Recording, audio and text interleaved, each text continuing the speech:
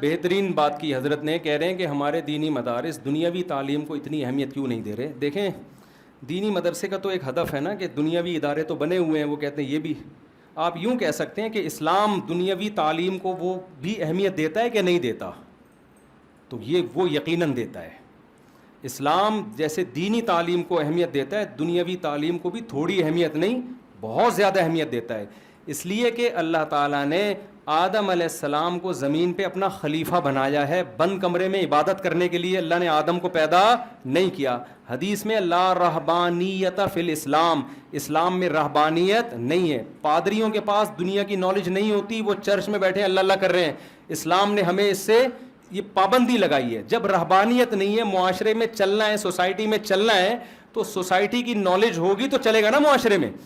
داؤد علیہ الصلاۃ والسلام کو اللہ نے زمین میں خلافت دی. قرآن داؤد علیہ السلام کے بارے میں تعریفیں کرتا ہے, بہت تعریفیں کی قرآن نے. لیکن داؤد علیہ السلام کے ہاتھ میں لوہے کو اللہ نے پگھلایا, وہ زرہیں بنایا کرتے تھے, جنگی سامان بنایا کرتے تھے. اللہ کے پیغمبر ساری زندگی داؤد علیہ السلام نے روزہ رکھا ہے, لیکن کام کیا کر رہے ہیں؟ اسلحہ بنا رہے ہیں. وہی اسلحے کی فیکٹری جو کام کرتی ہے وہ کون کر رہا ہے؟ داؤد علیہ السلام. اللہ یہ بھی تو کر سکتے تھے, آپ کو میزائل بنانے کی, اسلحہ بنانے کی کیا ضرورت ہے؟ آپ اللہ اللہ کریں میں سب کچھ خود ہی کر دوں گا. نا نا نا, اے داؤد تو رات کو عبادت کرتا ہے, دن میں تو روزہ رکھتا ہے, لیکن تجھے دنیا میں اپنی حکومت قائم کرنے کے لیے, قوموں پہ برتری کے لیے ان سے زیادہ اسلحہ بنانا پڑے. زرہیں بنائی ہیں داؤد علیہ السلام نے. یہ تو اسلحے کا, یہ بھی تو ٹیکنالوجی ہے نا. آج ہم سارا اسلحہ امریکہ سے لیتے ہیں. اب تو پاکستان اللہ کا شکر ہے بہت حد تک خود مختار بھی ہو گیا ہے. دوسرے علوم بھی اللہ نے ذکر کیے. یوسف علیہ الصلاۃ والسلام وزیر خزانہ بنے ہیں مصر میں. یوسف علیہ الصلاۃ والسلام سے جب بادشاہ خوش ہوا نا, غیر مسلم بادشاہ, تو یوسف علیہ السلام نے دیکھ لیا کہ بادشاہ مجھے نوازنا چاہتا ہے.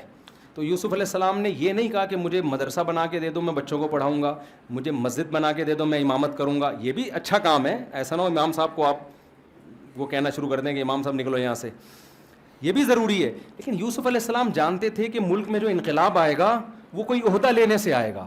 تو یوسف علیہ السلام نے کیا کہا, مجھے وزیر خزانہ بنا دیں, انی حفیظ علیم, میں خزانوں کی حفاظت بھی کروں گا, علیم, میں اکاؤنٹنگ کا علم بھی جانتا ہوں, مجھے پتہ ہے کتنا بجٹ کس طرح سے نکالا جائے گا, کتنا اسٹور کرنا ہے, کتنا مصر کے خزانوں کو ہم نے بیچنا ہے جو اگلے 7 سال جب قحط آئیں گے اس کے لیے ہمیں کام آئے. یہ ساری نالج اللہ نے مجھے دی ہے. تو یہ دینی نالج تھی یا دنیاوی نالج تھی؟ تو دنیا کی نالج تھی نا. اسی بیس پر یوسف علیہ السلام کو حکومت ملی ہے, اور یہ دنیا کی نالج اللہ نے یوسف علیہ السلام کو دی تھی. اگر یہ نالج نہ ہوتی تو آپ مصر کی باغ ڈور نہ سنبھال سکتے تھے. تو قرآن میں بہت ساری آیتیں ہیں, اور مسلمان تو یہ بات کر ہی نہیں سکتے نا, کیونکہ گورے یہ بات کا اعتراف کرتے. میں نے ایک یونیورسٹی میں میرا لیکچر تھا, میں نے انگریزوں کی کتاب کے حوالے سے میں نے یہ بات ان کے سامنے رکھی تھی. اب ہر جگہ تو میں کتاب لے کے نہیں گھومتا, نہ میں ڈاکٹر ذاکر نائک ہوں کہ رٹا لگا کے سارے یاد کر لوں حوالے. تو گوروں نے یہ بات لکھی ہے کہ جب اسلام دنیا میں آیا, اگر اسلام نہ ہوتا تو آج ہم جس سائنسی ترقی پر ہیں آج سے 500 سال بعد یہاں پہنچتے. اسلام کی وجہ سے 500 سال ہمارا راستہ کم ہو گیا ہے, کیونکہ اسلام جب دنیا میں آیا تو پھر لوگوں نے دین اور دنیا کا علم حاصل کرنا شروع کیا ہے, اور مسلم سائنٹسٹ پیدا ہوئے ہیں. 400 سال تک ہمارے سائنسدانوں کی کتابیں یورپ کی یونیورسٹیوں میں پڑھائی جاتی رہی ہیں. 400 اب تک بہت ساری اصطلاحات باقی رہ گئی ہیں. یہ جو ایڈمرل کا لفظ ہے امیر البحر, یہ حضرت معاویہ نے جو دستہ بنایا تھا نا جنگی, اس کے امیر کا نام تھا امیر البحر. یہ لفظ انگلش میں ٹرانسفر ہو کے گیا ہے اور کیا بن گیا؟ ایڈمرل بن گیا. یہ عربی سے آیا ہے. سب سے پہلا بحری بیڑا حضرت معاویہ نے بنایا ہے, کیونکہ نبی خوشخبری سنا چکے تھے کہ میری وہ امت جنت میں جائے گی جو, پوری حدیث کے الفاظ مجھے یاد نہیں ہے, جو ایک بحری لڑائی لڑے گی. صحابہ نے دعا مانگی, یا رسول اللہ ہمیں آپ دعا کریں کہ ہم بھی اس میں شامل ہو جائیں. تو وہ بحری بیڑا سب سے پہلے کس نے تیار کیا؟ آپ کیا سمجھتے ہو بحری بیڑا مسجد میں بیٹھ کے دعا مانگ کے تیار ہو گیا ہوگا؟ ابے سمندر پہ تبے کر رہا ہوں معذرت کے ساتھ, سمندر پہ فوج اتارنا آسان نہیں ہے. وہ پھٹے نہیں تھے کہ لا کے جوڑ دیے ایلفی سے, گوند سے جوڑ دی اور فوج کو اس پہ بٹھا دیا. پورا فوجی لشکر سمندر پہ اتارا, کتنی ٹیکنالوجی استعمال ہوئی ہوگی. اور پھر کسی ملک پہ حملہ جو کرنا ہے, اور حملہ کرنے کے لیے کیا سمندر میں آپ ایسے سفر کرتے ہیں جیسے بائی روڈ سفر کرتے ہیں؟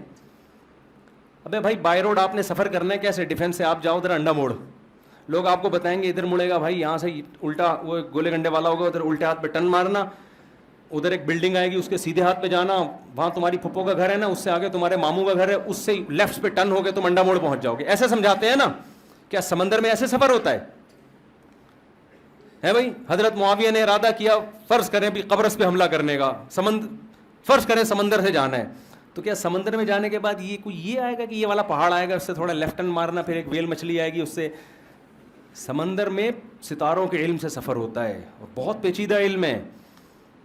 آپ دیکھو اس زمانے میں پوری دنیا میں مسلمان پھیلے ہیں, 1200-1300 سال پہلے پوری دنیا میں اسلام. امام شافعی رحمہ اللہ تعالی وہ لکھتے ہیں, جو 1200-1300 سال پرانے عالم ہیں, وہ لکھتے ہیں کہ لا اعرف احد یدعا, ان کے یہ الفاظ ہیں کہ پوری دنیا میں اسلام پھیل چکا ہے, میرے علم میں کوئی ایسا نہیں ہے جس کو دعوت دی جائے اسلام کی. تو پوری دنیا میں مسلمان جہاں بھی گئے ہیں نا, انہوں نے مسجدیں بیت اللہ کی طرف بنائی ہیں. وہ ساری مسجدیں آج کس رخ پر ہیں؟ یہ کیسے بن گئی بیت اللہ کے رخ پر؟ بولو نا.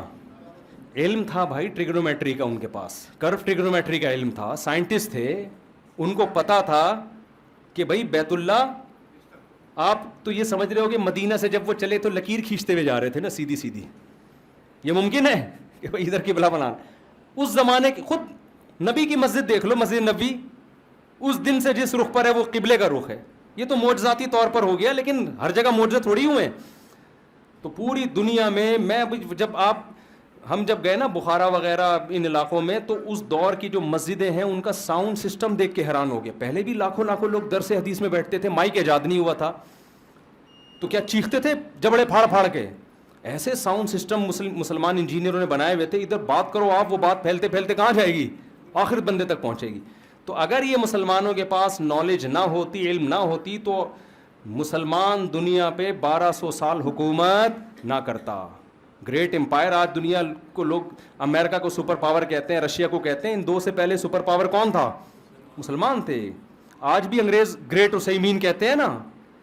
تو یہ میں ترکی گیا ہوں نا, یہ جو ترکی میں عیسائیوں کی حکومت تھی اور اتنی موٹی موٹی دیواریں, اس کو فتح کرنے کے لیے سلطان محمد فاتح نے دنیا کی سب سے بڑی توپ بنوائی تھی اس وقت. سمجھتے ہو؟ دنیا کی سب سے بڑی توپ. تو سب سے بڑی توپ کے موجد بھی ہم ہیں, صحیح ہے نا. تو سب کچھ ہمارا ہے. اب ہم الگ ہو گئے نا, رحمانیت کی طرف آ گئے. جو مذہب, بلکہ یونیورسٹیوں میں آپ جائیں, جو پڑھنے والا بچہ ہے جو مذہب کو فالو کر رہا ہے, وہ پڑھائی میں بالکل پیچھے ہوتا ہے, اور جو پڑھائی والا ہے وہ مذہب سے بالکل ناشنا ہوتا ہے. تو یہ دونوں کو جوڑنے کی ضرورت ہے, اس کے بغیر حساب کتاب چلے گا نہیں. تو علماء اور جو مسٹروں کا فرق ہے نا, یہ بہت بڑھتا جا رہا ہے. تو اس کو آپ لوگ کیا کر رہے ہیں, یہ فرق کیسے ختم کرنے ہیں کہ مولویوں کو مسٹر بنا دو, خود مولوی بننے کے لیے تیار نہیں. تھوڑے سے ہم مسٹر بن جاتے ہیں, تھوڑے سے آپ میں بھی مولانا کا تو لک آ جائے نا. نہیں یاری سمجھ میں بھائی, جمعے کو تو ٹوپی پہن لیا کرو کم از کم, اس سے تھوڑے تھوڑے کیا ہو جاؤ گا, نماز پڑھ لو یار, تھوڑا سا ڈریسنگ چینج کر لو. ہم نہیں کہہ رہے پینٹ شرٹ چھوڑ دیں, آپ چڈی تو نہیں پہنے نا کم از کم. ہم تو اس کے مان لیں یار پینٹ شرٹ پہن لو, لیکن گھٹنوں سے نہیں. اسلام آپ کو گھٹنے کھولنے کی اجازت نہیں دیتا. ناف سے نیچے جو انگریزوں کے ہاں دیکھو اصول کچھ اور ہیں, ان کو فالو مت کرو. وہ تو یہ تکلف ہے جو ان کے چڈی پہن کے گھوم رہے ہیں, وہ ان کے مذہب میں تو یہ بھی نہیں ہے. وہ بھی اس کا ہے, وہ بہت نیک ہوتا ہے جو چڈی پہن کے گھوم رہا ہوتا ہے. تو آپ کو تو تھوڑا سا ڈریسنگ کا خیال کرو نا یار. آپ تھوڑا سا ناف سے لے کے گھٹنے تک کپڑے پہن لو. آپ تھوڑا اپنی بیگم کو پردہ کرا لو تھوڑا سا یار, زیادہ نہیں تھوڑا سا ہی کرا لو نا. تھوڑے سے آپ ادھر کو لک آئے نا آپ میں, اور پھر ہم تھوڑا سا گنجائشیں نکالنا شروع کر دیں. ٹھیک ہے. لیکن لوگ کیا کہتے ہیں, یہ مولانا بالکل موسیقی کو حلال کہہ دیں, بے پردگی کو حلال کہہ دیں, اور یہ ساری ڈراموں فلموں کو حلال کہہ دیں کلچر کے نام پہ. ایسا نہیں ہوگا بھائی, یہ تو مذہب کا بیڑا غرق ہو جائے گا. پھر تو ہم میں اور گوروں میں کوئی فرق نہیں رہے گا. تھوڑا بیچ کی راہ اختیار کر لیں تو زیادہ فرق ختم. اچھا, ایک یہ بھی ہے کہ علماء کو بھی تھوڑا سا اس زمانے میں نالج کے حساب سے چینج ہونے کی ضرورت ہے. یہ تو ہم بتاتے رہتے ہیں جہاں بھی علماء میں بیان ہوتا ہے, بھائی انگلش تو اس زمانے میں بین الاقوامی زمانہ, اس کے بغیر آپ نہیں چل سکتے. نالج, سورس آف نالج جتنی ہے وہ انگلش میں ہے. انگلش نہیں آتی, اس سے بہت بڑے مسائل کھڑے ہوتے ہیں. تو ہم علماء کو کہتے ہیں, لیکن آپ کو بھی تو ہم کہتے ہیں نا کہ فاصلہ ختم کرنے کے لیے تھوڑا سا انگلش کی طرف جائیں, آپ عربی کی طرف بھی تو آئیں نا تھوڑا سا.